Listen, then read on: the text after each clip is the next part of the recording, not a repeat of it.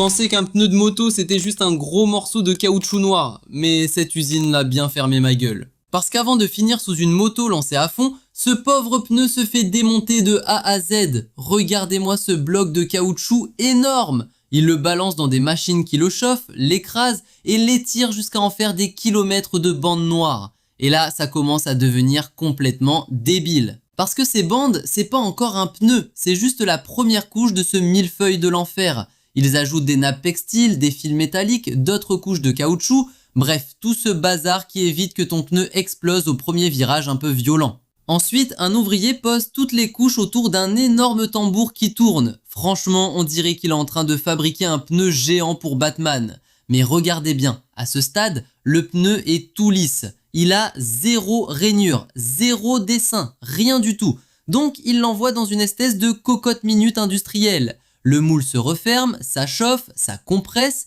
et là, bam, les sculptures apparaissent directement dans le caoutchouc. C'est ces rainures qui vont permettre au pneu de ne pas se comporter comme une savonnette dès qu'il y a 3 gouttes de pluie. Après, il le contrôle, il colle l'étiquette et le pneu est prêt. Tout ça pour finir à 2 cm du sol avec un mec qui décide de prendre un rond-point comme s'il était en moto sur l'autobahn.